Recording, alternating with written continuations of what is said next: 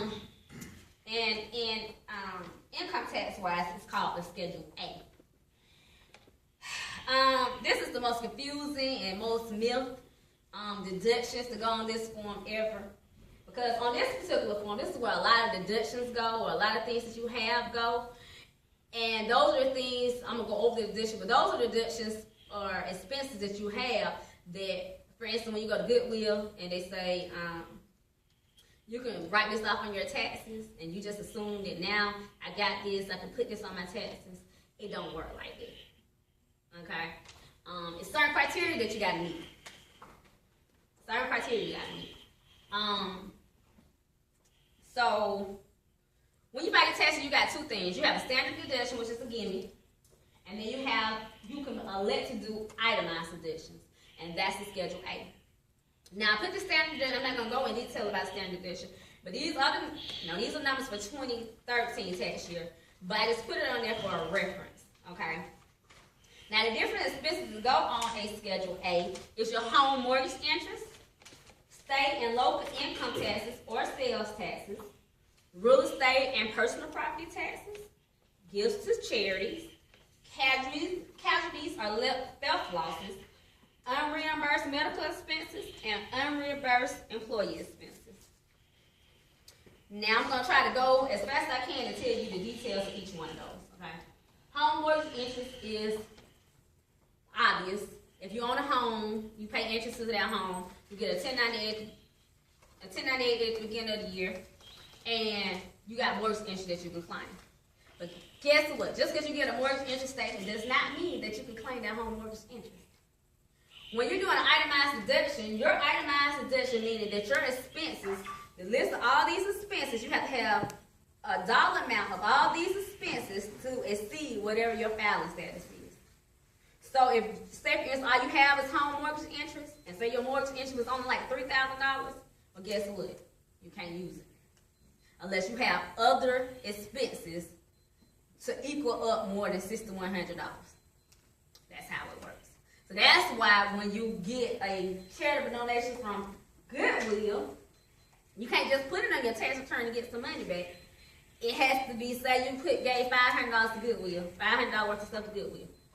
But you don't have a home, because most people who do Schedule A's, because that mortgage interest is high, that means you can add some more stuff onto it to make you exceed this.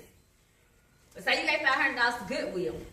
Well, if you don't have $5,600, you think you don't have $5,600 more dollars worth of expenses to write off, then you can't claim the Goodwill information. That's kind of how it works. Oh yeah. I know some people probably have to only have like a 30-minute lunch. I don't know. Is that going to affect anybody here? Clock down. Okay. All right. We're good? Okay. Yeah, we'll probably go. What time is it? 10 minutes. It's, Okay. it's about 7 after. Okay. Okay. So, with the medical expenses, I'm on the medical expenses. This is one of the things that you can write off, because this is one of the most common things that people use. I think they can write off on their taxes. Now, it's a catch to that, too. It's one of the things to go on your Schedule A. But guess what? Your medical expenses for that year has to be 10% of your income for you to even write it off. So an example of that would be, if you made $50,000, your medical expenses has to exceed $5,000 even for them to calculate. So when you go to, you should keep it with all your medical records, all your prescriptions. Anytime you go to the doctor, anytime you pay, because you never know, it might equal up to that amount. Now, is that what you pay out of pocket, or what your company contributions and all that? It's what you pay out of pocket. Now, your premiums that you're paying through your insurance company can be counted. There's just room from your paycheck that you are paying for. But 10%. It used to be 7.5%, but it went up to 10% last year. So, you know. And then you have unreimbursed employee expenses, and that is like if you work on your job and your job requires you to buy equipment, buy tools, buy different things for your job, and they don't reimburse you. Or you also can count mileage, like if your job requires you to go and travel certain places, and they don't reimburse you for that mileage, then you can write that off as well. But mind you, all these expenses have to total up to be, or exceed whatever your filing status is in order for it to calculate. Okay. State income taxes, whatever you pay into your state income tax during the year, the withholdings, that can go on your Schedule A. One thing people don't know, if you buy a brand new car, it don't have to be a brand new car. If you buy a car for the year, you pay sales tax on that car, even if you're paying a car note. Well, now you can write those general sales tax off on a Schedule A. Sometimes the amount withheld from your state taxes on your job might be lesser than what the general sales tax is, so you can take that deduction. But it's those types of things. One thing I want to really touch on is the charitable donations, because a lot of people do a lot of charity work, and a lot of times they'll say, can you donate or can you give me some money for my kid that do sports, or it just might be a regular organization. What you need to know is that whenever you donate to a charity, you cannot write it off on your taxes unless that charity is IRS approved, and it has to be a 501c3 approved charitable donation. A lot of people get you and say, you donate, you can write this on your taxes. No, if they're not a 501c3 charitable organization approved through the IRS, you cannot write that off on your taxes. So if you get audited and they're not a 501c3, you're going to owe that money back if you give the money off of it. You can check if a company is 501c3 through the IRS.gov under ERO. No, is it ERO? No, EO selection. So it's on IRS.gov. You can always look up if a person is a charitable organization just by going on the IRS.gov. Under non-profit organizations, it's a selection that you can look up. I'm going to try to skim through that. All churches are 501c3. Okay? If they're a church, a synagogue, temple, doesn't matter, they're automatically 501c3s. One thing about that is, I need to tell you, is that if you give to your church, you make a donation to your church, don't ever give me cash.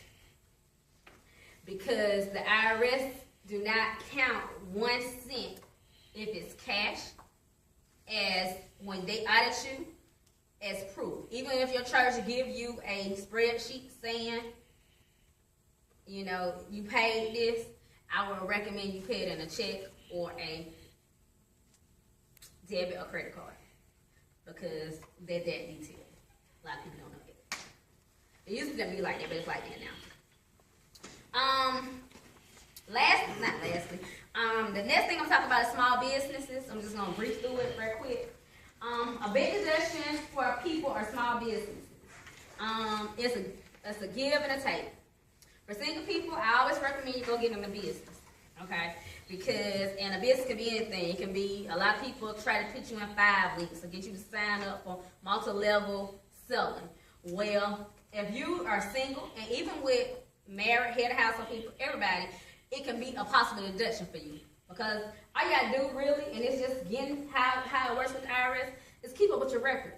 Because if you're actively trying to sell, even though you don't make a profit, then you're in business. And some of your personal expenses now can become your business expenses, and then you have a record for it. Because when you're in a business, you have to go to meetings.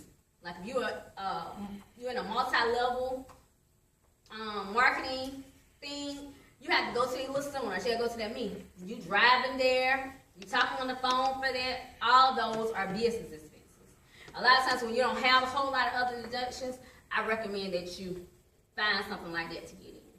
Can't just make it up. You can't get away with it. But what you can get away with, if you're keeping great records of doing the year for it, then it can be a deduction. The biggest thing with the IRS is making sure you keep good records.